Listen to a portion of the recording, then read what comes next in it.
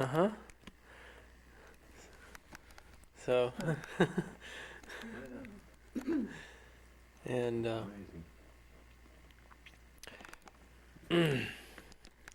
let's see, how's this go? Yeah, that's right. So you were saying that gas was, no, what were you saying? You're getting paid on $100 a month At the most. at the And, most. We lived on it for a month. We could buy lunch tickets over at the Union Building, where most of us ate, for $5 a week. $4.50, and we got $5 worth of tickets, and that we ate on for the week. What, breakfast, lunch, and dinner? Mm-hmm. Wow. But in those days, the boys sent their laundry home to have their mothers do it. Really? That's funny. Yeah, I used to send mine back home. Yeah? Had a little AquaPress, little suitcase, Yeah? and sent it in the mail back home. You mailed it home? Yeah. You believe? Of course, we girls did our own laundry. You did your own? Yes. I lived in an old residence it was just a home with about 7 girls, and it was so run down, we called it Bleak House. And we had a lot of fun because we were all equally poor and all graduate students.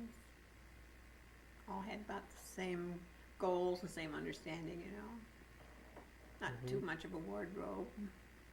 It was a fun time. Really enjoyed it. I think the graduate students still think that they're poor today, but I don't think they are the way they were then. I don't think so. No. Huh. We didn't have a lot of things that people think are necessary today, Uh-huh. Type on a typewriter, wrote our reports out longhand, Mm-hmm. hired somebody to type up our graduate thesis. You didn't do it yourself? Mm-mm. I did my undergraduate thesis by myself, but Uh-huh. Didn't have a typewriter. Oh, I didn't. no typewriter. So you hire somebody to type? Yeah. Okay. And of course it had to be a lot better than I could type too.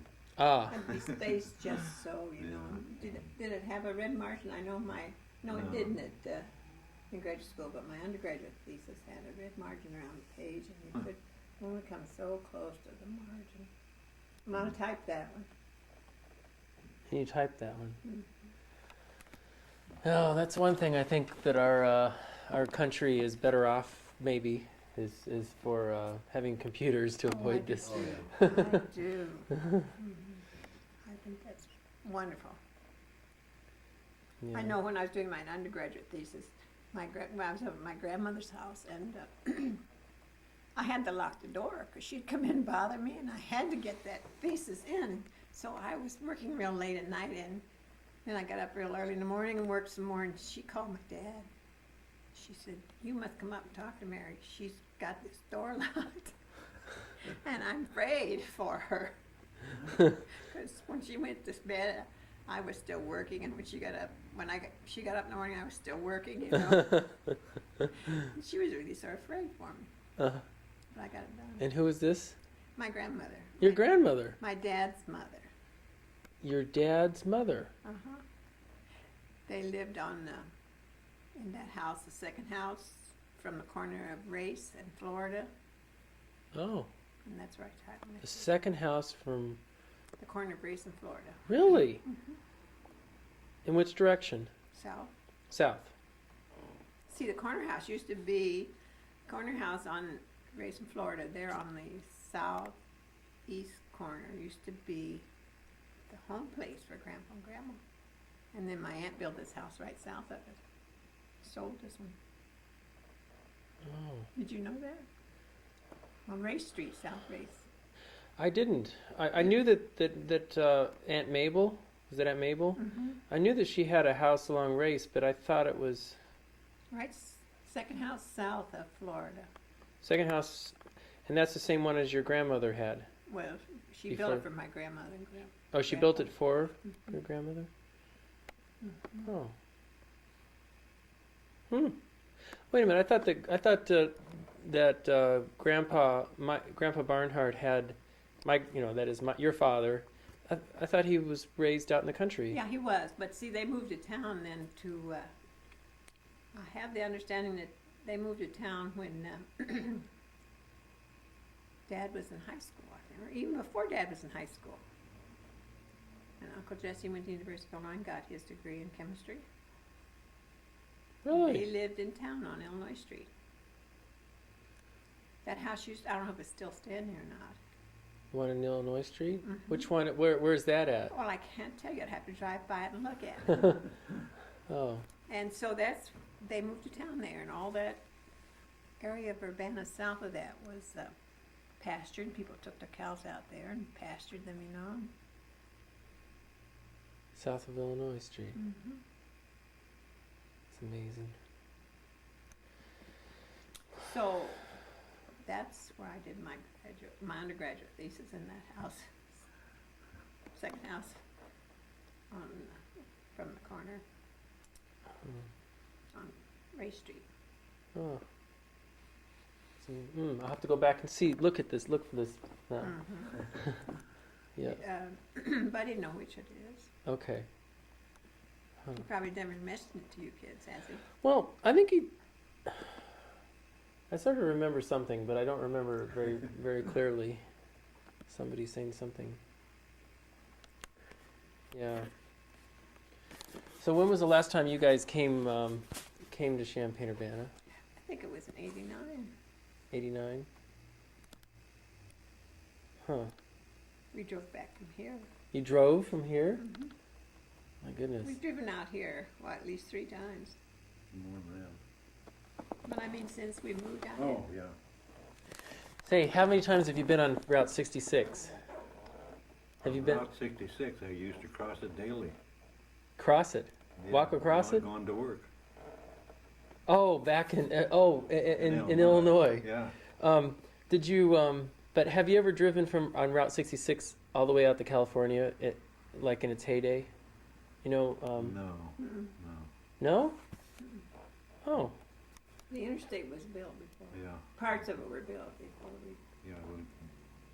You'd get on and off of 66 at first, Mhm. but within a couple years it was all freeway. Do you know how they got the funds okayed for the interstate? no. Well, wasn't it? Oh, it was because of Russia, wasn't it? National Defense Highway. We were all going to exit the cities. Yeah. Wasn't that ridiculous?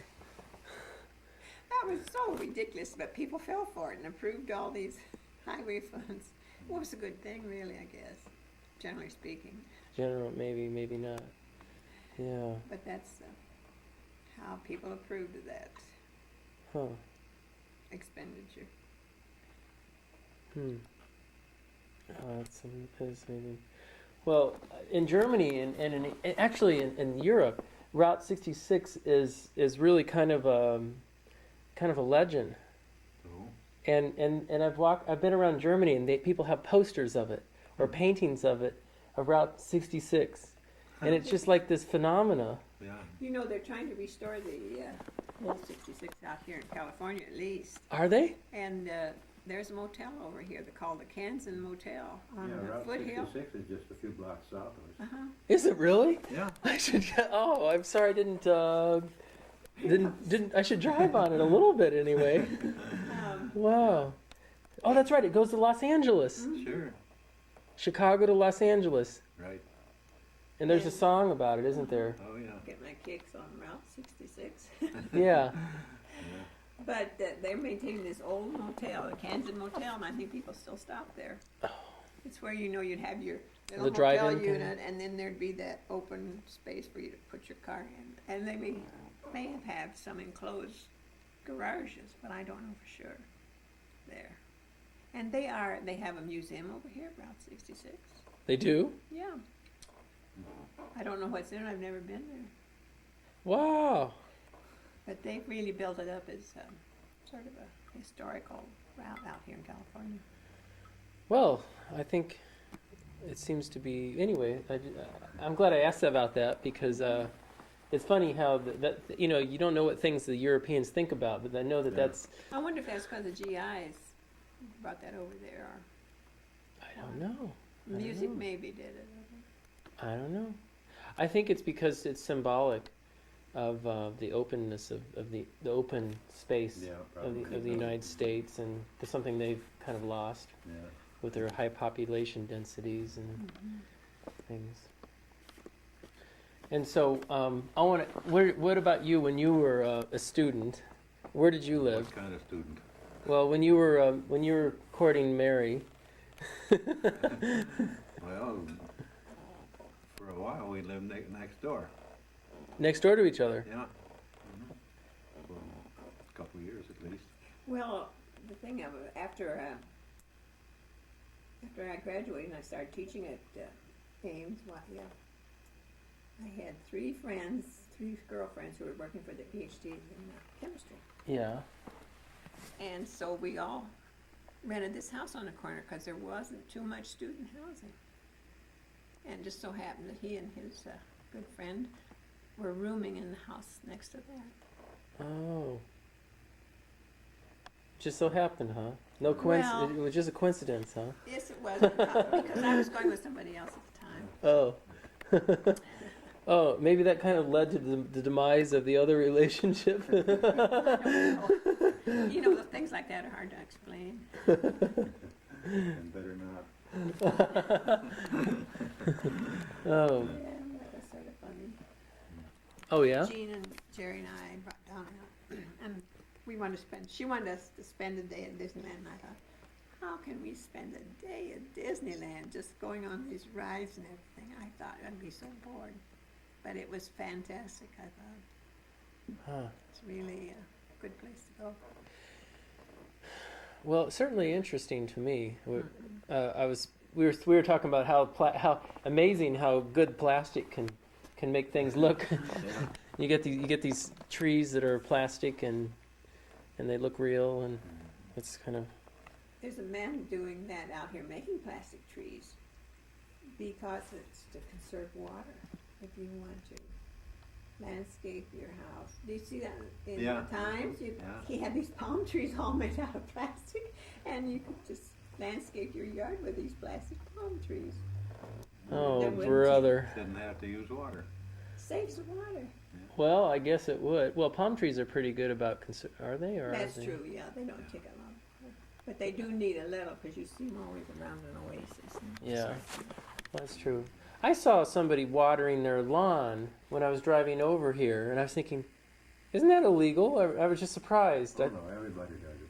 Everybody Well, waters you know their. what got us when we first moved out here would be raining just like anything, and people would have their sprinklers going, you know. Even though it's raining? Oh, yeah. Yes, and then we Just don't realized bother why. Most of them are automatic. Right. And you get them set Oh. for the intervals you want, and you don't want to cut into their program, so you just let them run while it's raining. I'm really shocked that they haven't banned that. That they haven't banned Watering. watering lawns. Well, you know, there's water I out can't here believe that. everywhere, even in the desert if you go deep enough.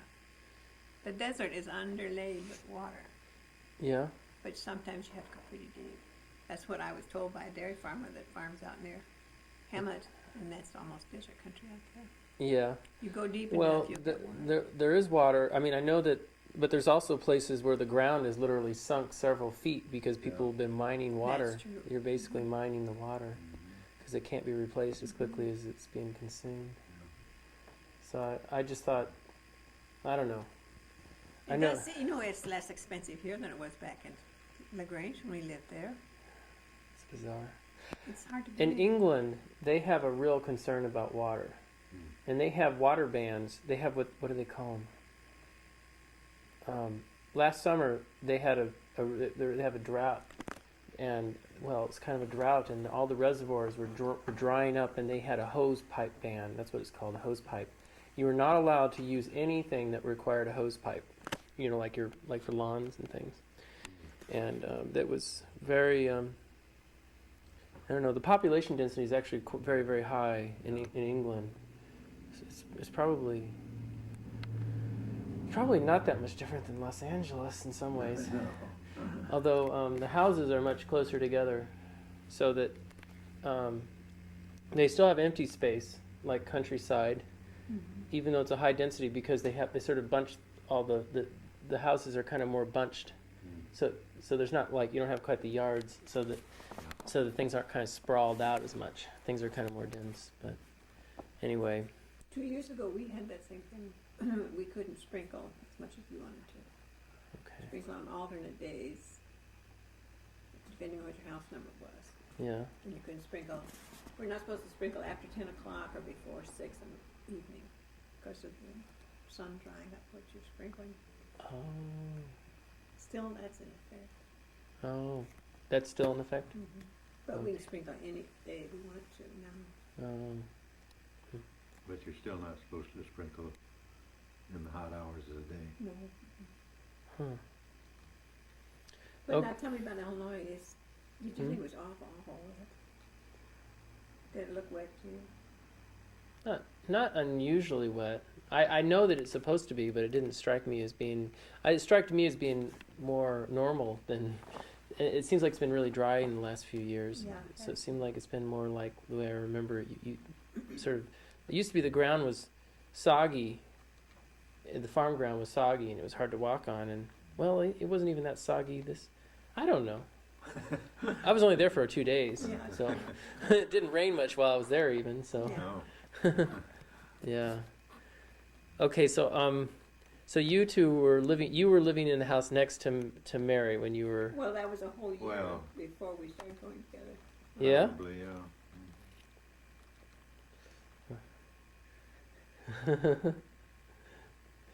Yeah, I went with you when you were in that apartment On Ash Street. on, I don't know where it was, No, well, and then Ash. over on Knapp Street, and then over on whatever that other place was where you had an apartment. He was just one of many. My dad told me a story about something that you said to one of your boyfriends once. That was About something like one of your boyfriends said something like, "Why are you? What makes you think you can go out with Mary or something like that?" And you said something like, "Well, if I was as confident as you were, I probably wouldn't be," or something. Do you remember that? It wasn't quite like that. I think I kind of messed up on that, but it was like something about. What makes you think you're going to get anywhere with Mary, or I don't know. Could be you got the wrong boyfriend.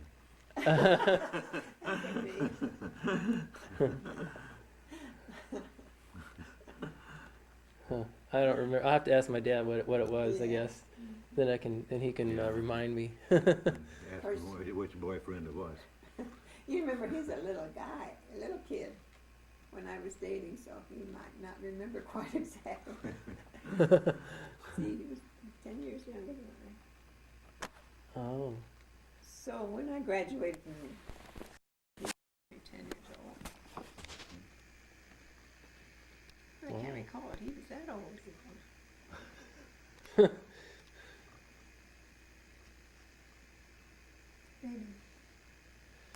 Maybe just about 10. Huh. That means that he was younger. That my youngest brother is closer to my age than What's the difference there? about 6 or 7 years, something like that. And is he younger than Gainey or Younger. younger? Now, Gainey's only 2 years younger than I am. Oh, is that right? So I guess she's 30 now. Must be. Close Can't to. believe that. I can't either, actually. I can't believe I'm 32, so That was I don't know what happened. Where'd all those years go? I guess my mom. Well, how old was my mom when Brett was born? When Brett was born, No. I guess Mom was about 33 when I was born. So, She was 39 when uh, Brett was born. 39 or something. Well, let's see, something like. I was born in 64. And Brett, I think, was born in 70 or 70. I thought it was, I keep thinking 70, but, so that, yeah, I'm anyway. making 26 now. 26 now, yeah. Mhm. Anyway, it's just weird that I'm getting close to the age of my mother when I was born. I'm gonna get my camera. Tom said, "Be sure to take a picture." Tom. Okay. All right. No, it's just interesting. Yeah. Yeah. Um, So you two met at a dance, but it was 5 years before you got married after that, something like this. Well, yeah, I had to get through a school first. Where were you at in school when you two met? What were you? I Where was would you what probably level? in my second year of graduate school. I was probably the second year of. I was in the last year. I took 2 years to get a master's because you had to work on staff too. Mm-hmm. And I think it was the second year I was there. Probably. So how long did you live in? Should I smile?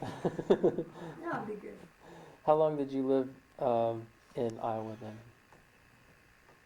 I was in Iowa 5 years. 5 years? Not quite. Okay. I was in Iowa 10 years. 10 years. What would that be? I was 4 years in college and 6 years to get my Oh, yeah, I was PhD. thinking. But he went to Pella. Yeah. Central College at Pella. His undergraduate. Pella. It's a Dutch school. Sounds kind of Dutch, doesn't it? See if I can get her off. You got me.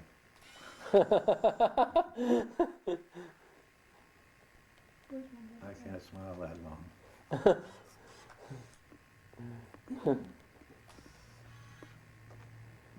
Huh.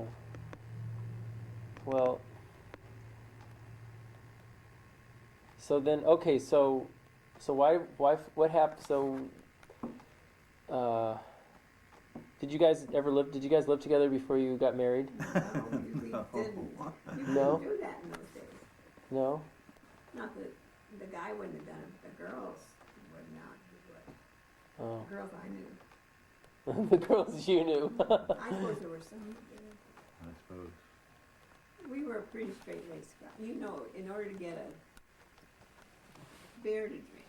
Yeah. Well, I don't know if you were on this. Yes, I believe you were on this. Remember when we went to that picnic out in the woods where I lost your sweater? Yes. You blamed it on me. You just didn't. Huh? But somebody. we had to go to another small town next to Ames. I don't know if this is the same time or not. And stop at a gas station. Uh-huh. And they handed us a package wrapped in newspaper. And that was beer. It was at underground. That much of an underground thing. Really? You could not drink on campus. Could not drink on campus. And you couldn't, I suppose the fraternities had drinks, but I know that's, what was his name? Harry, what was his name? Good friend of Army's. Stack? No, Harry. I don't know. He was an engineer. What it was. Well, anyway, that's how we got the beer for the picnic. Were you along on that, or was it I don't think somebody so. else? Anyway, it was sort of like a bootleg place, only it Yeah. wasn't. Couldn't you have near beer there? Yeah. What's near beer? Beer that's not alcoholic? Yeah, it's less than 0.5%. 0.5%? But to get real beer, beer was legal, but for college kids to get it, you had to, this was one place they knew to get it, and it was a gas station over at Ankeny, I think. I wouldn't know. Well, I didn't drink any of it because I was scared to, and I didn't like it anyway. All Yeah. kinds of shit. Did you know it used to be considered wrong to smoke on campus in Illinois? Yeah, my dad was telling me that they would do it. They would on purpose. You know, it was considered to be dishonorable or just sort of dishonoring the university or something. And Just- you know why it was accepted? no. Harry Woodburn Chase, the president of the university, smoker. He was a smoker? Huh. They got accepted after that. That's too bad, actually. Where I went to undergraduate school, Uh-huh. you couldn't smoke anywhere on the campus, No? and there was no dancing allowed, No dancing. not a bit. Well, you know, one of the schools down in Texas just this year allowed them to dance. What school was that? A big university in Oh, Texas. Texas Christian? Could be. Uh-huh. And they just allowed them to start dancing this year. I can't tell you the name of that school for sure, Hmm. but I don't think kids dance as much as we used to do at the university. No. We used to have all the big bands in for our big dances. Oh boy, that's really nice. Wish I could. Girls all wore formals, and the guys suits and tie. You guys never saw Glenn Miller, did you? Glenn Miller, I think he was at the University of Illinois once. Yeah. That was the caliber of bands we had. Tommy Dorsey.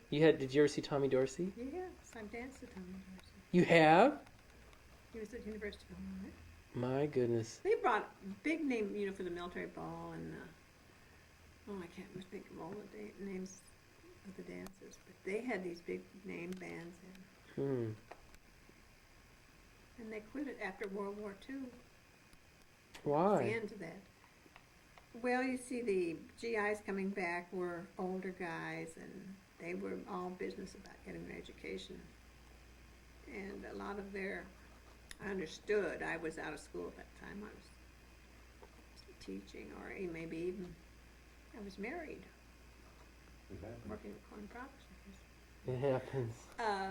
Their idea of fun was to go to the local tavern and drink and renew old associations with war, you know. They never danced too much. Huh. That ended with the war. Huh. Too bad. That was a nice thing. That really, really was. I mean, I don't know why it's strange. Mm-hmm. Henry Bussey.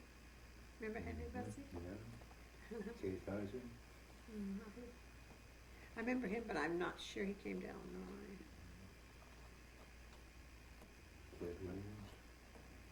Wayne King, I know. Yeah. Huh.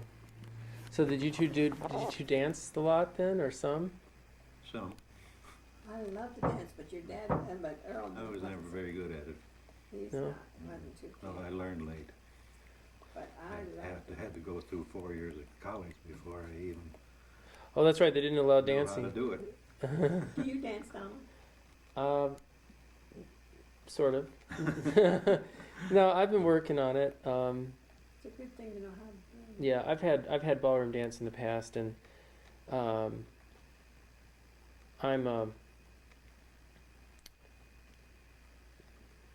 How about country line dancing? oh no, I don't like that at all. I think it'd be sort of fun to do, but my feet would get all mixed up. What I actually I do one kind of dance. It's called contra dance, and it's a type of similar to square dance. Mm-hmm. And they play folk music. It's a folk music dance, Mm-hmm. and it that's actually something I really enjoy, and yeah, that's something I really enjoy. Is a contra. It's called American contra dance, and it's sort of they play like Irish yes. folk music. Mhm. It's kind of Irish, a lot of Irish related music and things like that to it. I think Similar. it's nice way to get along socially. You can dance with somebody that you just met, and maybe you wouldn't talk with them. That's right. You're right. That is something that's really helpful for for meeting people. It's very frustrating trying to meet people in England because you don't have an excuse to talk to them. You know, That is true. you see something, they're nice looking or whatever, but you just don't have any. You can't think of any reason to go over and say anything to them, and you're just stuck until you can, unless you just get bold or Pretend you're lost. pretend you're lost. Maybe you should get a dog. I've heard people get acquainted over a dog. Yeah. Well, I've actually met. Well, as I said, I've been seeing some women in Germany. The first person I met was on the airplane flying over to Germany when I went over there for 3 weeks, and she sat next to me, and I told her I was there for the weekend and wasn't really sure what to do with myself, so she invited me to visit her. Oh, she did. Yeah, That's nice. that was nice, and she said she had a good feeling about me or trusted me or something. So, very foolish of her, but. Well, you look trustworthy. So she ended up. Anyway, I spent the weekend, or I went to her. We went to a party. There was something called Carnival that was going on in Cologne, and everybody dresses up in costumes. Even the people Is that work. in October?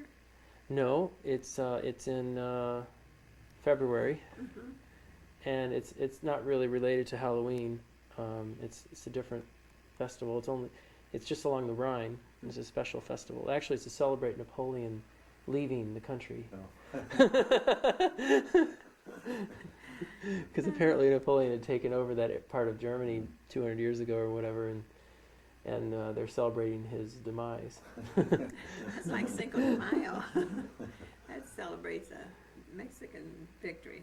Can't recall really which one, but I talked to your dad on Cinco de Mayo, and he said hello. I said, well, buddy, I called up to wish you happy Cinco de Mayo. And I don't even know if he knew what I was talking about. But it's quite a holiday out here. Is it? Yes, Oh. 5th of May. Oh. So then I ended up meeting another young lady at the party. I stayed at the party until 5:30 in the morning. Wow. And we went to a party. I didn't say that. We went to a party. My friend from the airplane, and I met another young lady there. And then I found out that we shared that her birth. We had this really interesting conversation because I asked her. It got to a point where what was it? Oh yeah. I asked her when her birthday was, and she said it was the 9th of May. And then I said, well, that's interesting.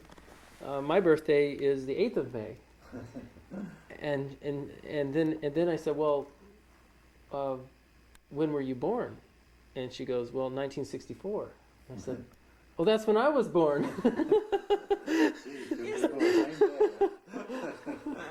So I'm one day older than she is.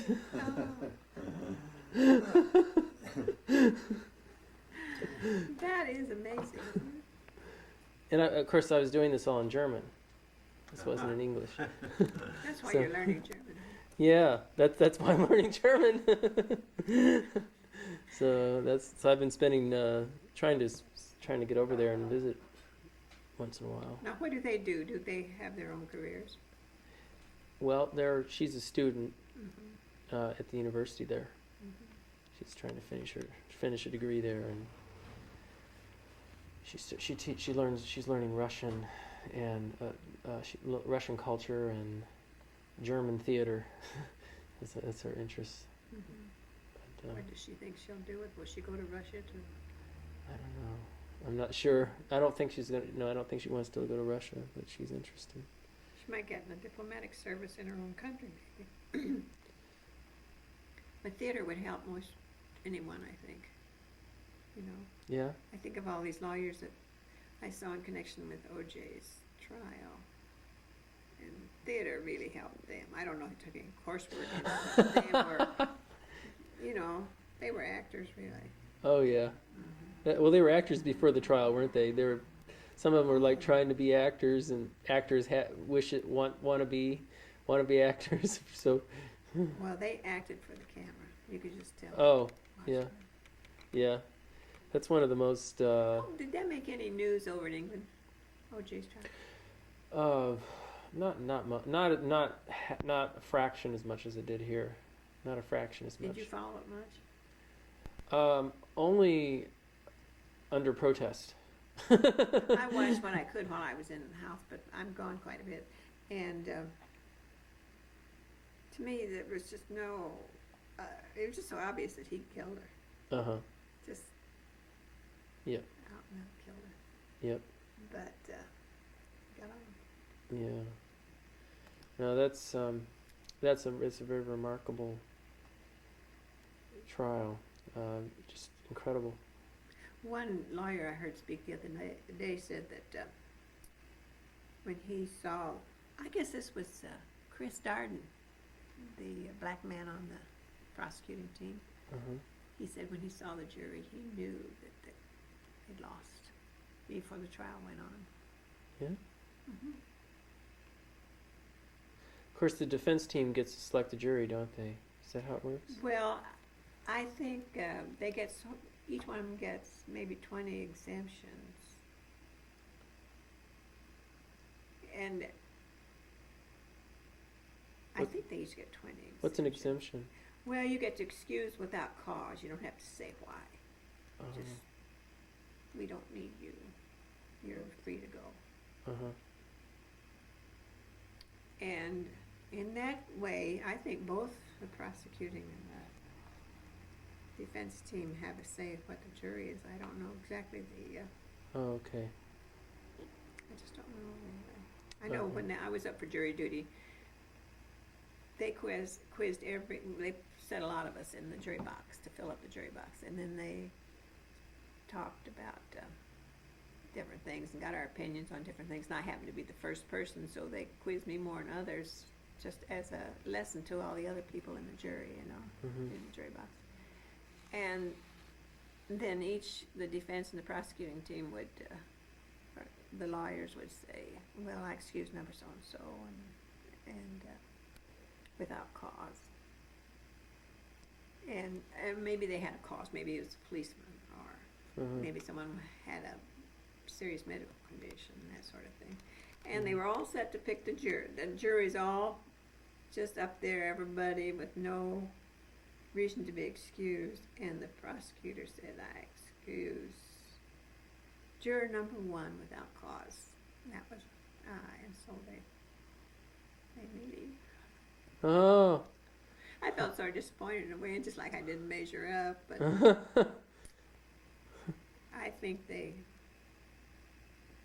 don't know why they excused me, because I thought this guy he was guilty, but the thing was to decide whether he was guilty of first degree or second degree. Huh. Because they admitted to kill this man. Oh. But I didn't get to serve. In a way, I'm glad too, because there's a fear of serving on the jury. They know where you live, see. Oh. Mm-hmm. Come out and bomb your house out. Mm. Hmm.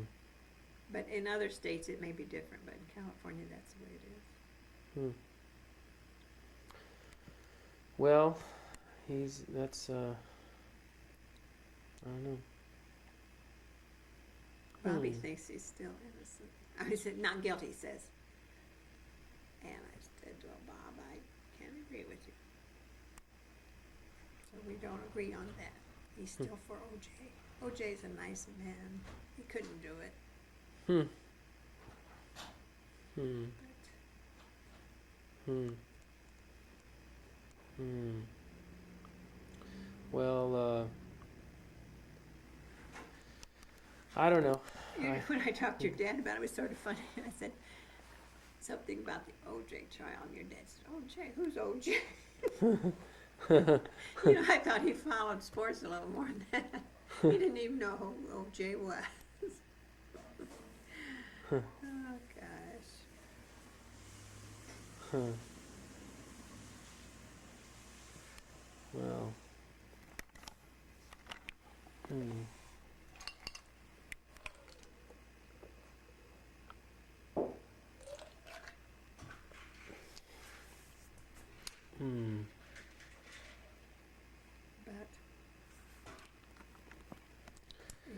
going to be up for trial, you know, a civil trial now. Is he? And they're taking depositions from all the people who might have anything to add to the civil trial. Oh. And they're suing him for, I think $4 million or something like that. But he supposedly has moved his money off shore, you know. So I don't know if they'll get anything. But He actually came over to England a couple weeks ago, and I guess he was met by a very hostile crowd of people at the airport. oh, really? Yes. I don't know if that made it here. Showed him in Oxford, sort of being very congenial and that sort of thing, you know. Yeah. And I guess he was treated very... he went on some kind of talk show or something, or some kind of program on television, and I didn't see any of it, but I was told that that he was really shocked by the interviewer, because the interviewer said, well, first of all, he was only given some, a certain number of minutes on the program, and then they just said, okay, well, our next guest is going to be, and he was kind of, I think the impression was that he was very disappointed, that he thought he was going to be the star of the program, and and he was very upset that he was just there for like 2 minutes or something, and then it's like, then, well, the next person we're having on our show is going to be this person, and the other thing was that he had this really hostile people meet him at the airport with signs, murder and all this, and and then on the program, it seemed like somebody said to him, it was almost like they said, well, how did it feel to get off murdering your wife or something? I don't think they let that. I didn't hear it on our news. I knew he was interviewed over there, but I don't think they said what the question was. I don't think that was the actual question, but it was like, Pointed. It was sort of a lot more hostile of a question than just sort of a neutral question, I don't know what the question was, but that's kind of the gist of it. He was rather disappointed. I think he's been very disappointed since the trial that people haven't forgotten. Yeah, people continue to remember. They do. Yeah. And he's lost a lot of his advertising, Oh And yeah, they advertised for refused, Hearst and athletic equipment and they refused to renew his contract. contract, and yeah.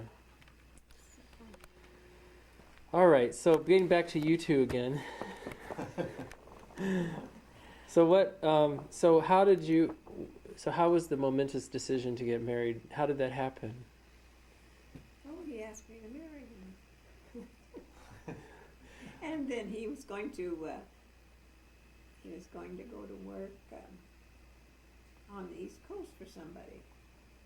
Didn't you go there, and on the way you stopped and interviewed at Kooi Products? Yeah, I was Where were you out going east to for? DuPont and Fleischmann and Corning, wasn't it? Or did you? no, I don't think so.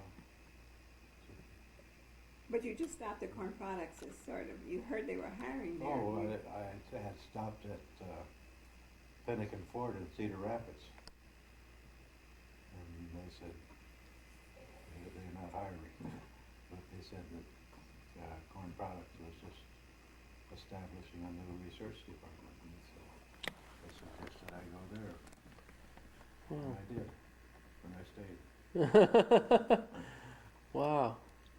That was sort of serendipity, wasn't it? Yeah. You have things in your life like that where you Yeah. fall into luck, more or less. Oh yeah, that's basically how I made it to England. I was at a conference for Ford Motor Company in Detroit. They had a special workshop. Basically, it wasn't really a conference. It was like a week-long workshop It's off the table.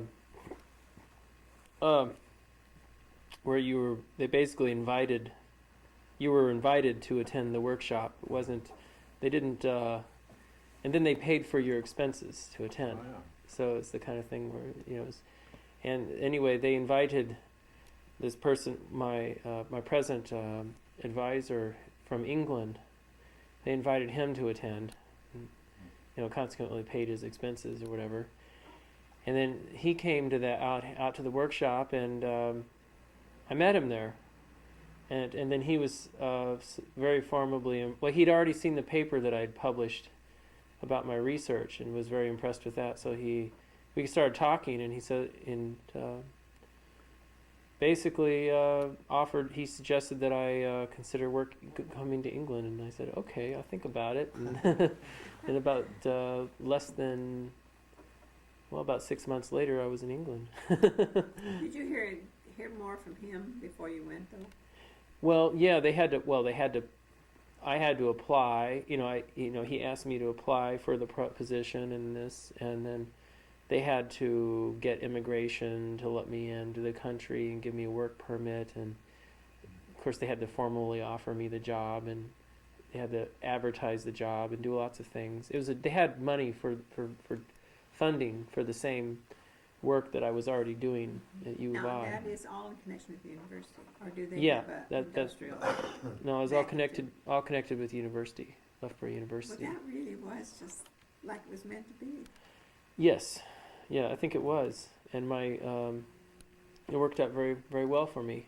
And I at the same time, I was getting frustrated being at U of I, so it was a good time to switch. Mm-hmm. It was I think it's a good idea to go to another school for your PhD. Yeah, I think so, and I'm interested in coming back to U. I'm interested to eventually getting a job at U of I, or not necessarily getting a job, but working on the faculty of U of I. I talked to this professor today who's at U of I, and he goes, well, I told him that he asked me what I was interested in doing. I said, well, I'm interested in going back to U of I and working on the faculty, getting on the faculty. And he goes, well, that could be difficult. That's a very challenging thing to get on the faculty at U of I right now. And I said, well, I told him, well, at first he thought I was getting my degree at U of I. I said, no, I'm getting my PhD in England. He goes, oh, well, that'll be good, because they have a hard time letting people in who are getting their PhDs. And then, what was it? Oh yeah, I said, well, I figure, if I get funded for a couple $1 million, get fine funding for a couple $1 million, and then I come knock on their door and said, hey, I've got a couple $1 million funding. Do you mind if I join your faculty? They probably wouldn't object. That's right. And he goes, yeah, you've got it figured out about right. I wonder if you do go to Illinois, if he'll remember you and you'll remember him. See, I told you so.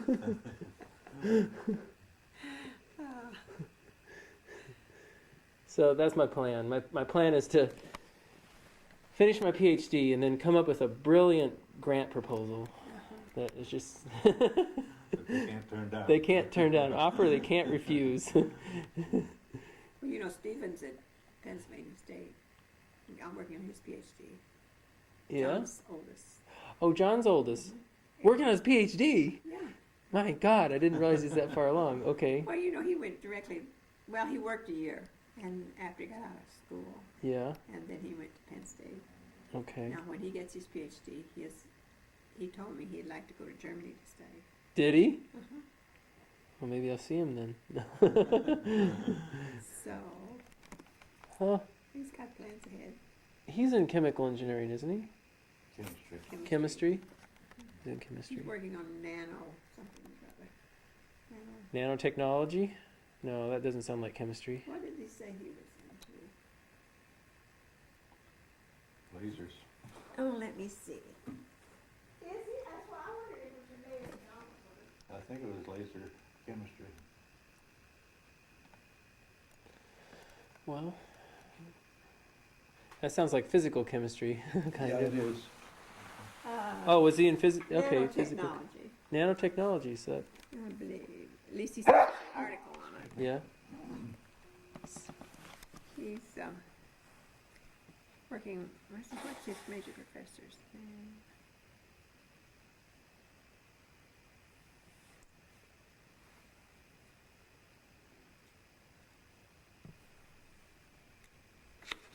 you know, it's amazing what little chemistry I have. I don't understand the thing he's doing. And to have your grandson grow up and be into these things that you don't have any idea what he's talking about, it gives you a strange feeling. He said, I want to audit statistical mechanics and maybe a few other classes if I have time. That's his letter? Mm-hmm. That looks more like a research report. I was trying to see if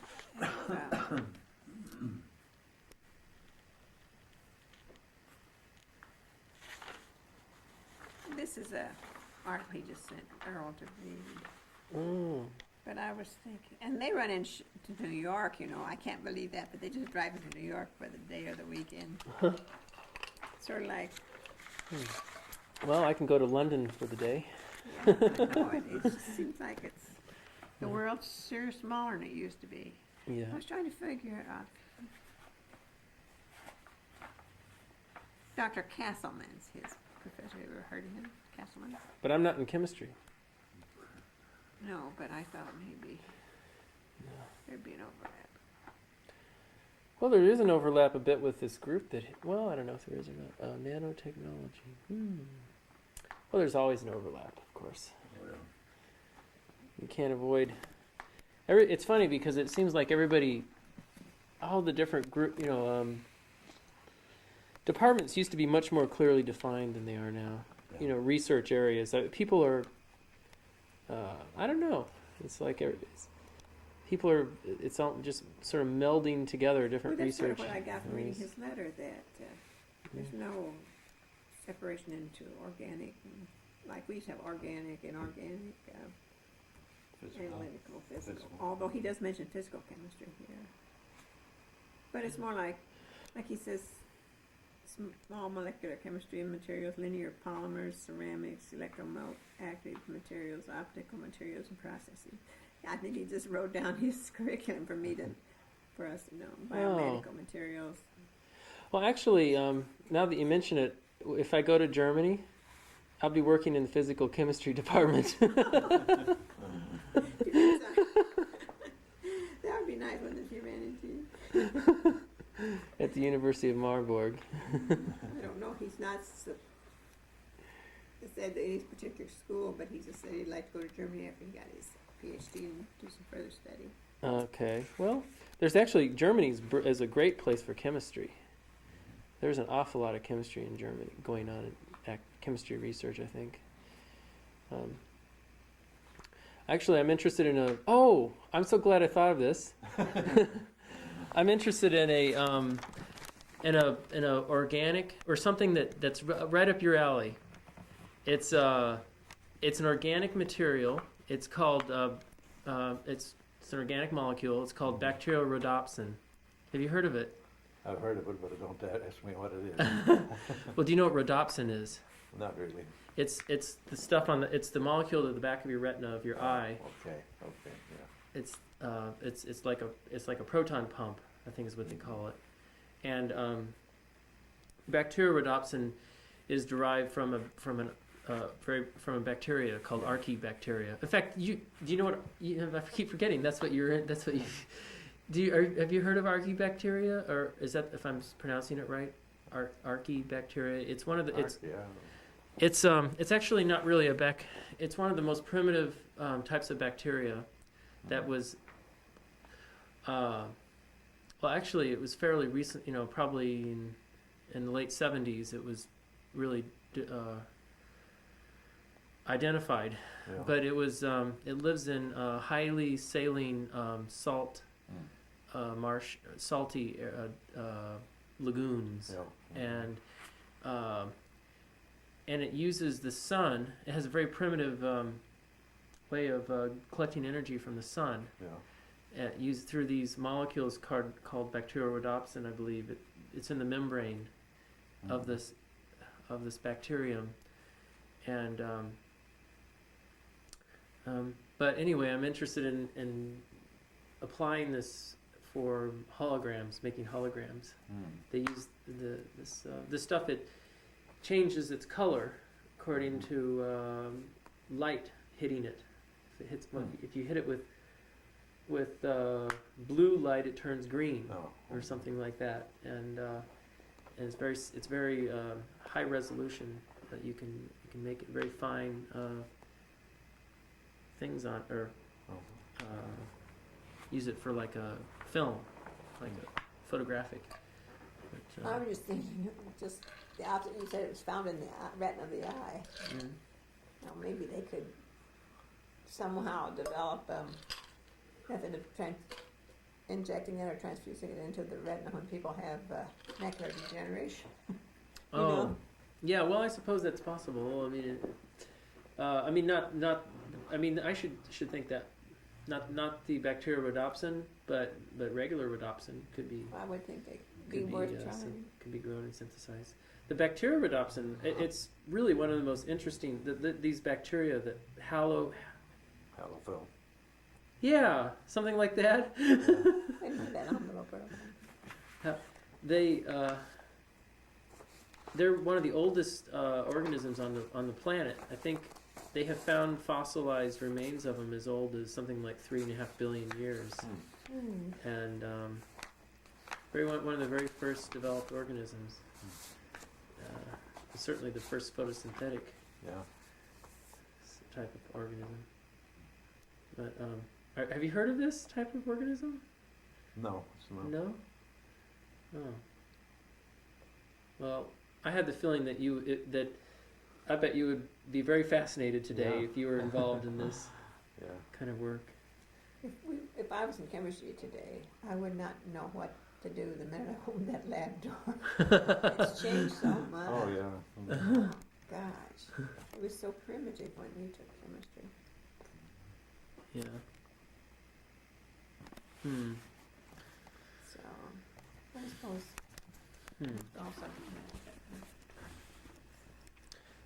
Hmm. Do you and Karen ever get into any discussions about your scientific outlook and her religious outlook? Nah. Never. No. But Karen's not very. She's not a very traditional religious person anyway. So I don't. Our outlooks are not very different. I feel that she'd be more liberal than most people. Oh yeah, absolutely. Yeah, which I am as well. So, in that sense, there's not that big a difference between us, really. I mean, I don't really know what Karen's present status, her current belief system really is, but I don't think it's terribly different. Yeah, there's been some interesting conversations about religion in my. We were visiting one of the people who I work with is very religious, and he but my other person I work with is very anti-religious, and we were at a conference together, and the subject of religion came up with one of the other members at the conference, and Now don't look at me. Okay. Just forget. all right, and one of the people we were talking with, he said, "Well, I don't know about you guys, but I'm a devout atheist."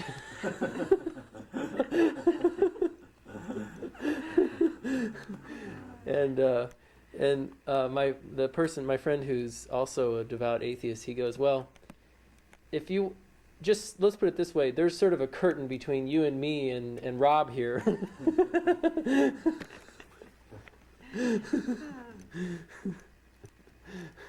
I've never heard somebody say they're a devout atheist, though. That's sort of an oxymoron. I'm rather pragmatic myself. I tend to. I believe in something, but I don't think it's what everybody else thinks it is. I think it would be awfully nice to be very dogmatic about what you believe. Know that it was it, and that's the only way it could be, and that's really, I think it'd be very comforting to Well, very comforting. believe that way. Yeah, I think it probably could be, and I think that's why a lot of people do. But Yeah. science, I guess science is another way of explaining your religion, maybe. Well, science is definitely a religion, in my opinion. I've read a book on medicine says the same thing. Medicine. Oh, medicine's not even a science, so. But it's a sort of a religion. Yeah. Well, I mean, I don't mean to say science is. I think science. I don't know. Maybe that's a bit strong to say it's a religion, but it's a good catch line anyway. Well, this person was making the argument that the doctors are more or less venerated like priests. You know? Oh. Yeah. They have their following like priests would have, and you don't question them. You more or less fall down and worship what they have to say. Well, it's not so much that way anymore, but it used to be.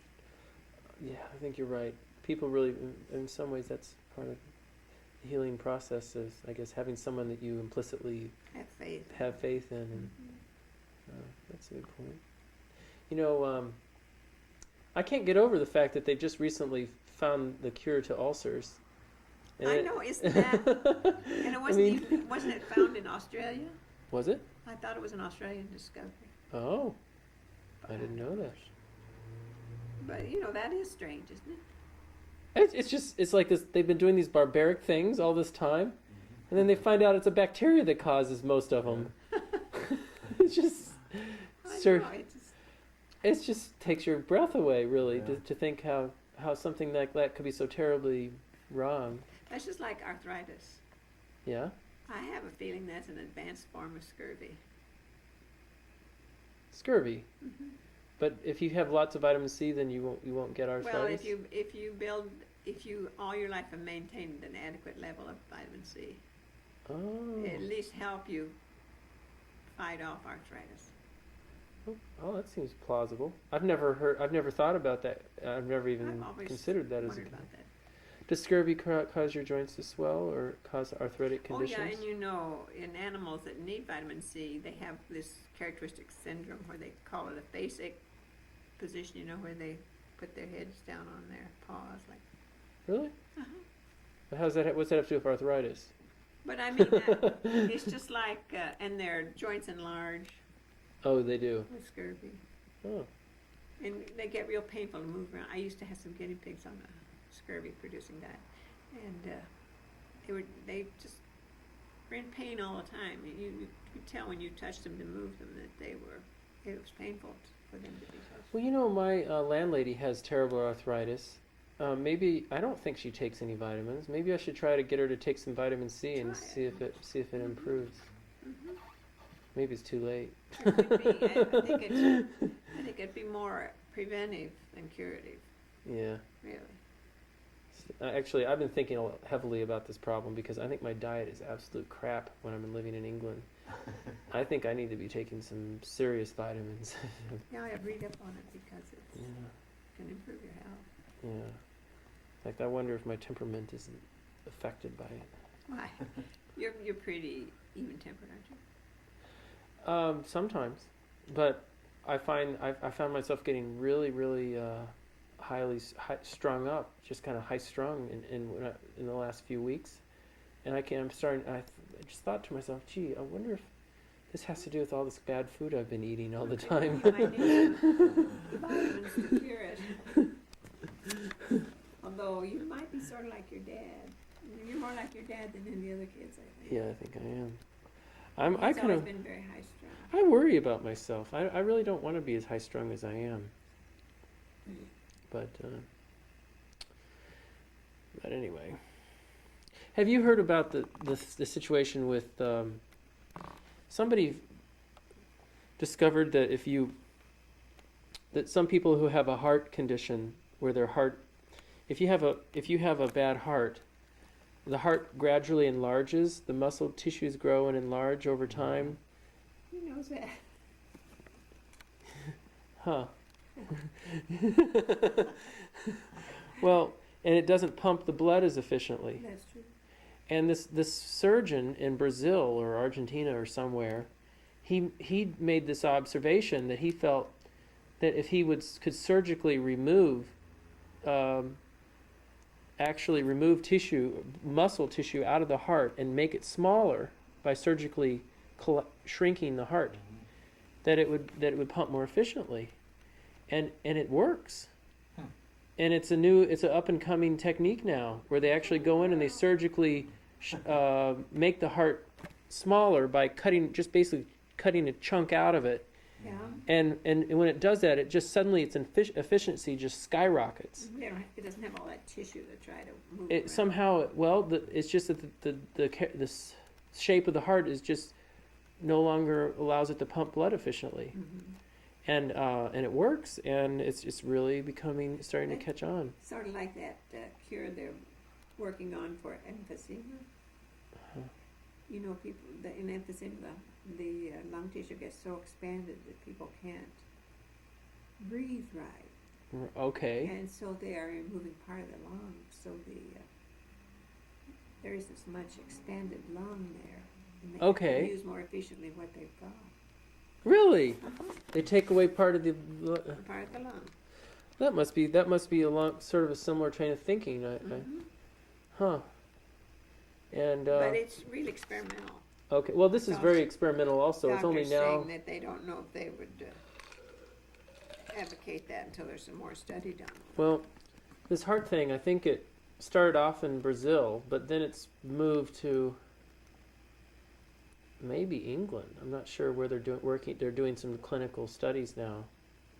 In maybe England or someplace. I think it was England. They're doing clinical studies, and there was like an example where some man basically couldn't get enough oxygen because the heart wasn't pumping efficiently, and before the surgery he was just sort of laying in bed all the time, and after the surgery he went shopping with his wife. Oh my God. That'd be wonderful. That would work. Which is worse?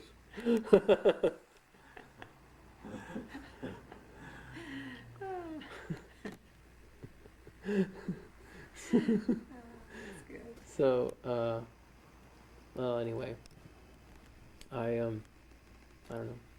That would be, if that would work, it would really help a lot of people. Yeah. Because now there's not too much they can do for it until something like that comes along. Yeah. Yeah. So What's your mother doing now? Not to change the subject, but she's working with helping foster kids, foster families. She's in a program where the government basically supplies housing for either single. Well, sometimes it's actually single people, and other times it's married couples, and pays for basically gives them rent-free housing, plus actually an income and then they gives them some kids to be foster parenting, and in exchange, but they're all located in the same neighborhood, so it's basically at Chanute Air Force.